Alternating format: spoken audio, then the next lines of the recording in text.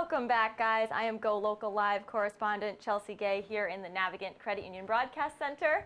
As I mentioned earlier, I have an array of guests today across the spectrum. My second guest is Morgan Snyder from Buttonwoods Brewery in Cranston. Morgan, really great to have you on the show. Very nice to meet you.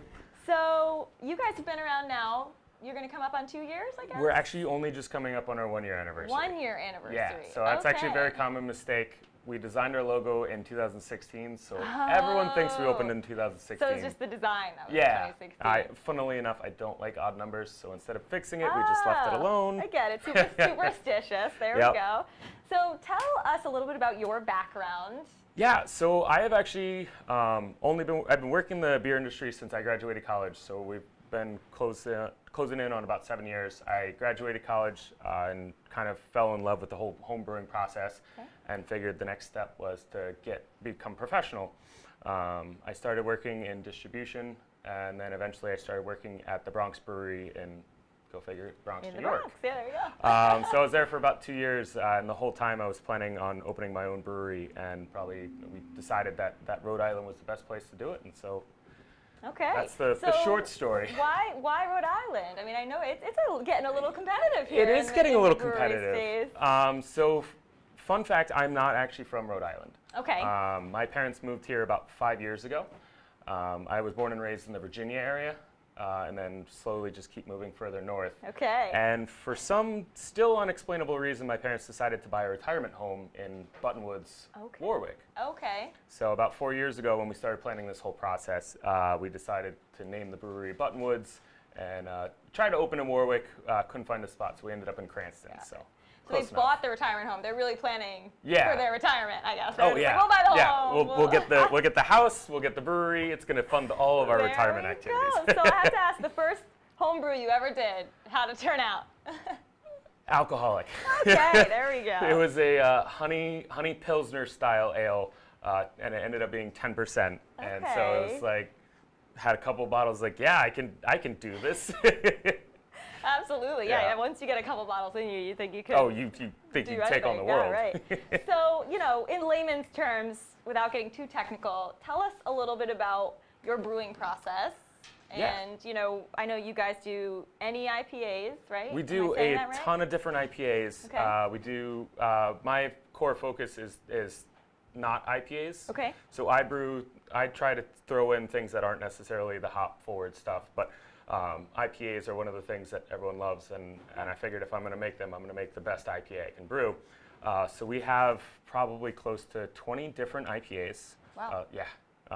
And then, so every single recipe is a little bit different, but for the most part, we kind of try to focus on letting the hops speak for themselves. But then we also incorporate some other different styles, like saisons. Personally, are my favorite things. Okay. Come for the IPAs, stay for the saisons.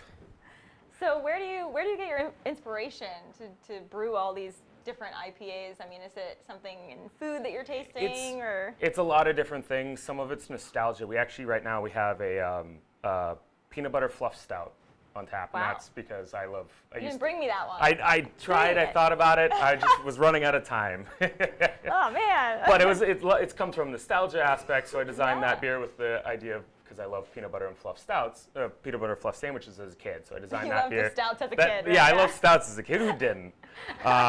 So then then the IPAs come from I designed them around same way that a chef designs a dish. They take the element. They think about what the core flavor of is and how you kind of pair everything together.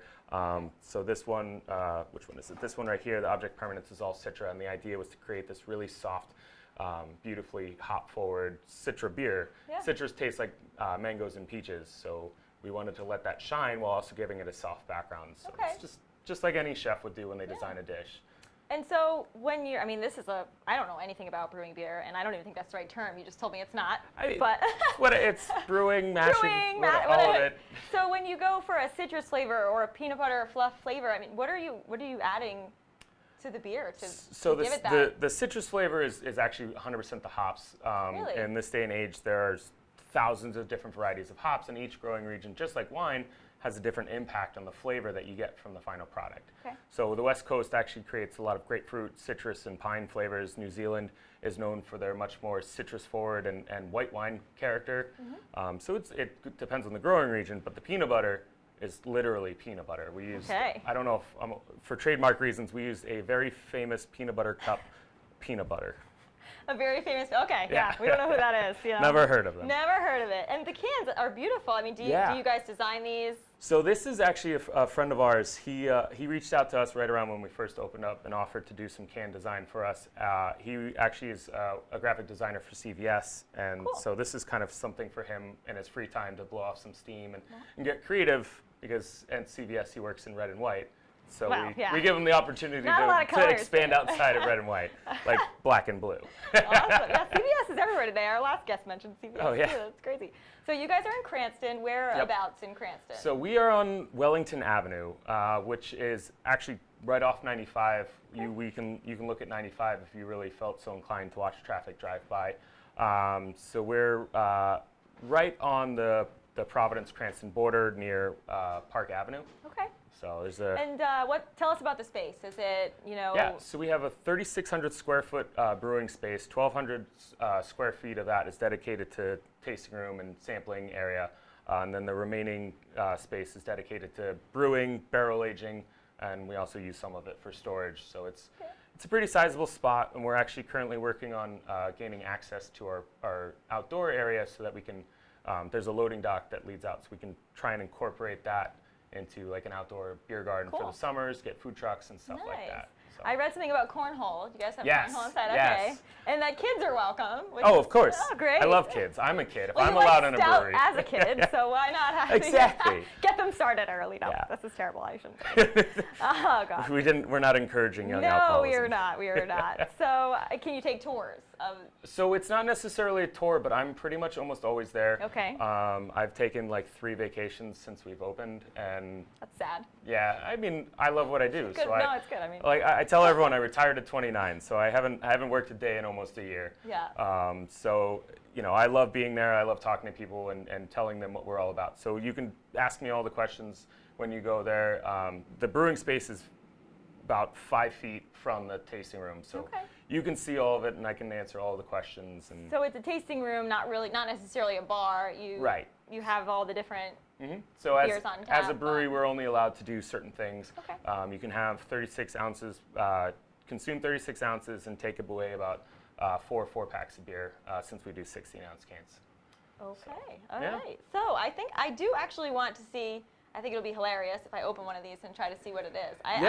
I'm going to try my best to tell you what I think it is. Go for it. I will not stop you. What do you suggest? So there's 3 different ones here. What do we have? So this one is a 0 IBU double IPA. So it's the highest alcohol content we have. 0 IBUs just means it's not bitter at all. Oh. Yeah. Well, I like that one. How is it not bitter and alcoholic? That seems crazy to me. They're not. They don't work in tandem, especially with beer. Bitterness is actually created by hops. Okay. And so we don't add any of our hops to the very end of the boil, which means that the bitterness, in theory, isn't created. Okay. So it's super soft. This is actually one of my personal favorites, all Citra, beautiful, bright, tropical fruit. And this is one of the cans, the Commit This to Memory is one of the cans we have on sale currently in the brewery. It's more of a, it's got a little bit more bitterness to it, a little bit more body, but also a little lower ABV. Okay. I'm going to try your favorite one. Okay, yeah, All so right, the how do I object just permanence. pull this right out? Yeah, just pull it right out. Okay, I'm not going to do this alone. You have to cheers me. Sure. Okay, so I'll ready? do the, yep. I still can't do it. Just pull hard. I'm scared. There you we go. go. I'm going to like explode a beer all over the. Well, they're cold, so it should be hard. Oh, it's a nice noise. Yeah. Good noise. Good noise. That's how you. First start. Good sign of a good beer. I shook mine a little. Hold on, I'm going to let it settle. Should So where can you buy this beer? Can you For just the come moment, in, or? so Okay. if you want to buy cans, you can only buy the cans in the tasting room. We do have very limited draft. I know off the top of my head that Bayberry has a keg on tap of our triple IPA. Nice. And I believe we just sent out some kegs that are going to Fortnite, Redfin Crudo, and Slow Road, as well as Chomp. So we do very limited distribution. You're starting to distribute around Rhode Island, and then you also sell growlers. Yes, so we at sell growlers the brewery. at the brewery. We sell cans, and we also do samplings of pretty much everything on the board as well as full pours. So. All right. And so you're going to continue hopefully with that expansion. I saw you had a Bayberry shirt on underneath. I did. I did. That's funny. I was like, I have to wear a collared shirt. I'm going to be on TV. Yeah. So, So I'm going to put you on the spot here. What differentiates you from say, we've got a good amount of local breweries in Rhode Island. It's really starting to blow up. It's growing. It's amazing. I love it. So, I mean, what differentiates you guys? Where do you see you fitting into this competitive space? So, we have a lot of amazing brewers in the area. I think pound for pound, Rhode Island has some of the best breweries, but a lot of the breweries focus on more of the IPA category. So while we do a lot of IPAs, we focus on other things. We actually have Pilsner coming out next week. Okay. We have a ton of different style saisons, all different, like dry hopped and added with different flavors. We have a barrel program that's coming online in October. We also have sours, we have stouts. So we just try to make sure that we have all these different styles of beers. So when you come in, there's always going to be something that you like. So that's really, I think, what differentiates us from everyone else. Awesome. We don't have all IPAs. Not all IPAs. And so which is not bad. What is a sour? That sounds interesting to me. Is it literally It's literally sour beer? So okay. A lot of people compare it to like lemon or grapefruit. So we have one on tap currently that is designed to replicate the flavors of a margarita. So Oh, that sounds good. So it's made with lime, mandarin orange, salt, and agave syrup. So it's very citrus forward. But also very easy to drink. Now, does that have gluten in it because of that? Yes. Or, so all beer has gluten. gluten. Gluten is a protein in all barley. So we haven't really figured out how to make gluten-free beer yet. No, I think it's a the little bit ciders. more complicated. Yeah, I know. Well, it's a growing market. Of course. We're not ruling it out. I just don't know how to do it yet. Okay. And do all of these beers take the same amount of time? For the most part, but we do have some sours that have been aging for over a year. Oh, wow. Those take time, just like a good wine, it needs time to mature and develop some really good flavors. So those barrels will sit for, we just bought package one that was about just a month over a year. Okay. And then we have more that are going to sit for another 6 to 8 months. So this all sounds super complicated. Is it just you over there, or how many? So we have a slowly growing team. For the most part, up until recently, it was all me doing all of the brewing. My dad is we like to call him a not silent partner. I talk to him literally every day, but he manages the money and makes sure that everything is secure, and all I have to do is just worry about making sure the beer is good and that the tasting room's running fine. Awesome. We have 6 tasting room staff, and we just recently hired another brewer, so that's been one of the greatest things I've ever done in my life. Nice. And so what is your favorite beer that you don't brew? Favorite beer that I don't brew? Ask. Yeah, no, that's a good one. Actually, I know that one off the top of my head, Saison de Pont. Okay.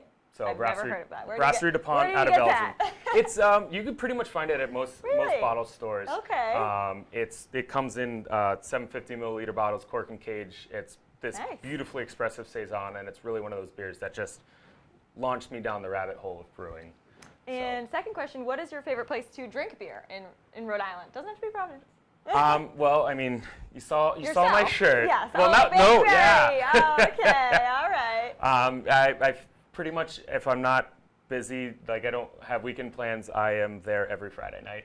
The staff there is amazing. The owners are awesome. So I love what they're doing. The food's amazing. The beer selection's awesome, and they carry my stuff. So that's also a plus. That's great. I know, you're like famous there. It's something like You're that. just telling all your stalkers where to find you. Friday night, you can find Morgan. I don't think I have those yet. Yeah.